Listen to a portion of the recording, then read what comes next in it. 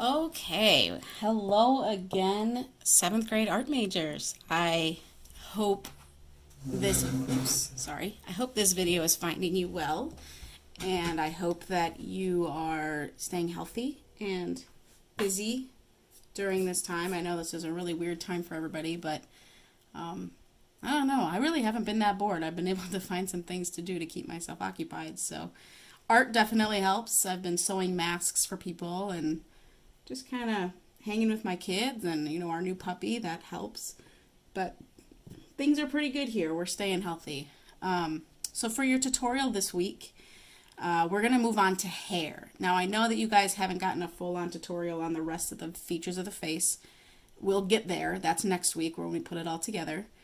But hair is something that a lot of people struggle with because a lot of times it's either like too far up on the head or it looks really stringy. It's hard to get a good amount of body in hair when you're drawing it if you don't know what to look for. So I want to remind you of this first sketch that we did, that very first video that we did, and talking about the proportions of the face.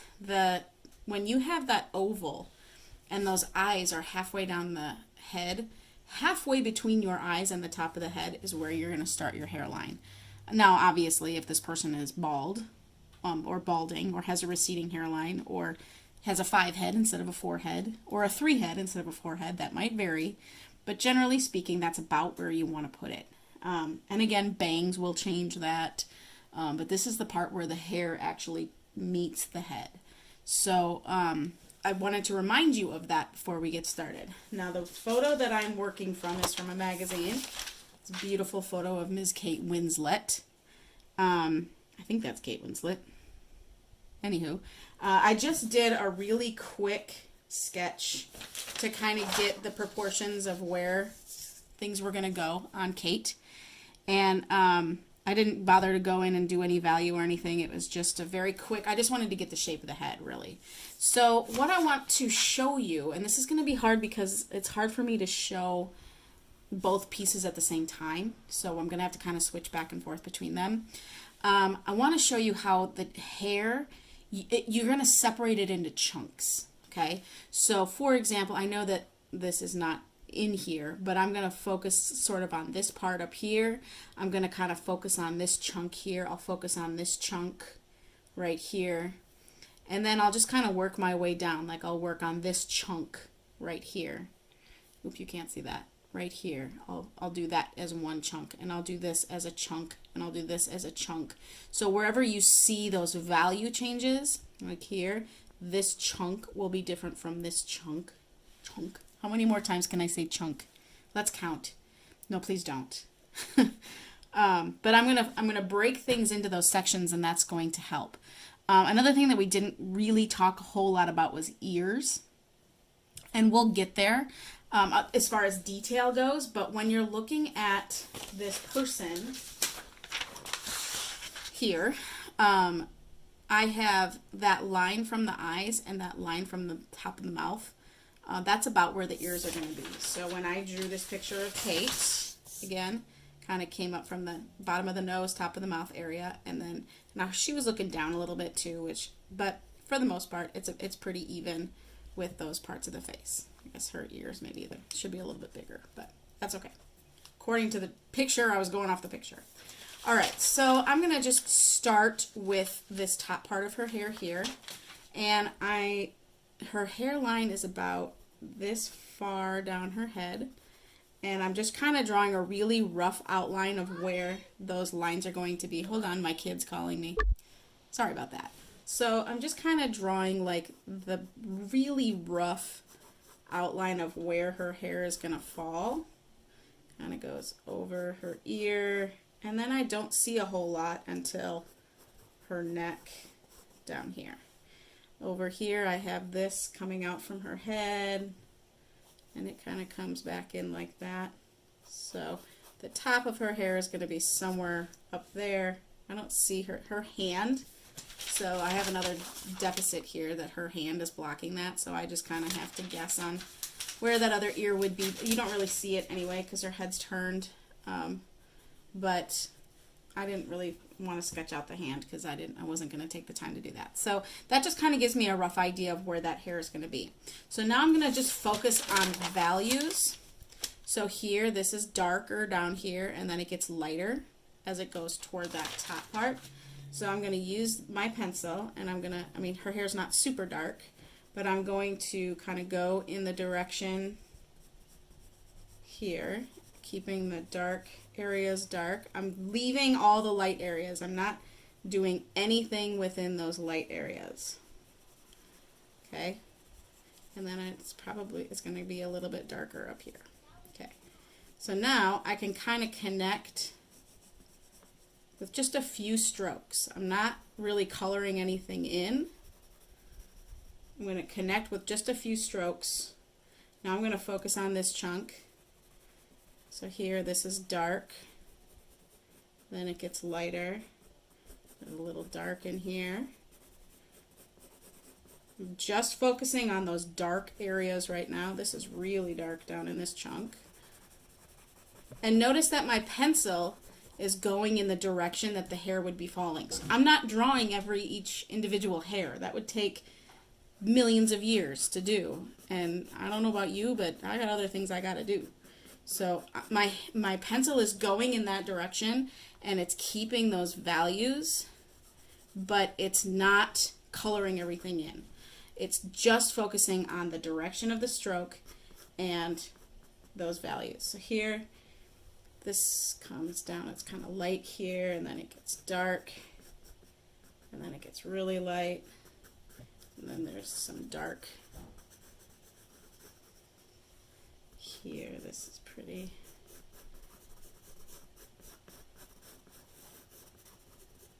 light there, some dark here.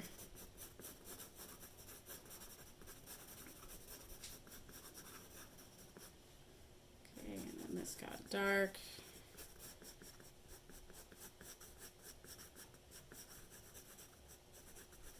This is really dark down here.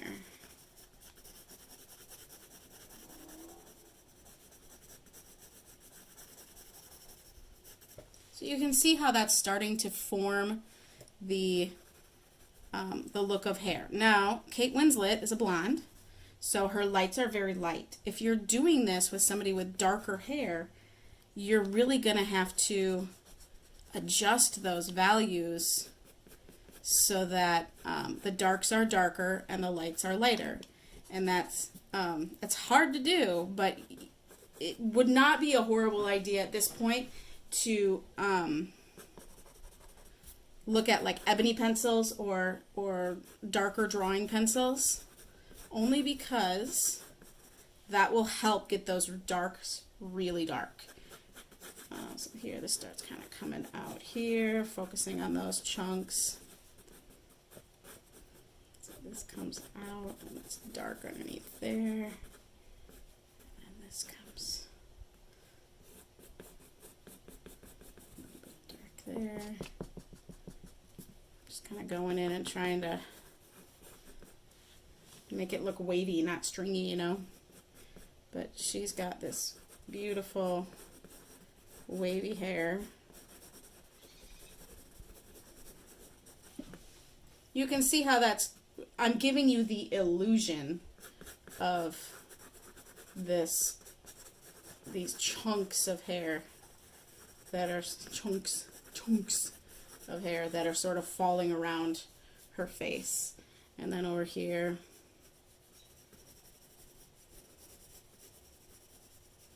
she's got this wispy here.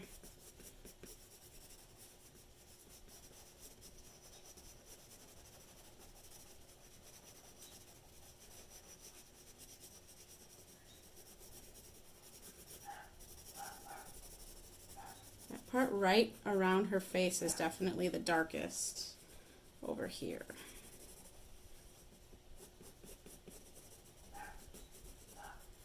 Okay. So you can see how that's sort of giving you the illusion. Now, if you wanted to go in and blend some of that out, you could, but keep focusing on the direction of your stroke.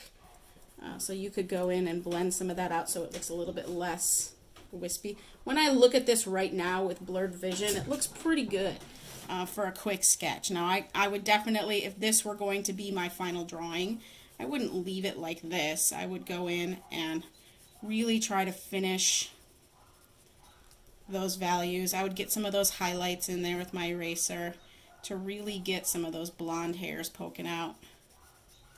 But it gives you enough, I think, to, oops, I was going the wrong way there, to focus your attention on, to try to practice a little bit. Now, as I've said in the past, practice makes perfect. Practice makes much better anyway. And the more you practice this, the better. I don't expect you to go through and draw 10 different people's hair or anything like that. You know, it's hard to see, but my guess is she has a part in her hair there.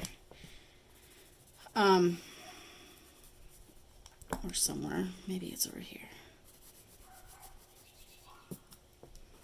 Yeah, that looks better. But I do think that it is good to really try to look at least one head of hair really closely and try to really see those values. And you know, who's gonna know if you make some of it up? Who knows how that person's hair is gonna fall today versus tomorrow versus in 10 minutes if it's windy. But now I'm kind of going in and making some of those darks darker so that I get some of those value changes, and that's just going to start defining that hair a lot more. Okay. As always, if you have any questions, please email me or hit me up on Teams, and we'll figure out what I can do to help you. Next week, we're going to look at putting everything together and trying to draw a full portrait. So if you have a picture in mind of somebody that you want to do, I found mine, but I hope my kid didn't take it because it was this little old lady, and she was just so stinking cute. Big old, here she is. This giant smile, wrinkles around her eyes. I'm crazy excited to draw this with you. So next week we'll talk about putting it all together and working on proportion and things like that. So again, if you have any questions, please email me or message me on Teams, and I will be there to help. I hope you are all healthy and well. If you need anything at all, please don't hesitate to reach out. Have a great week, you guys.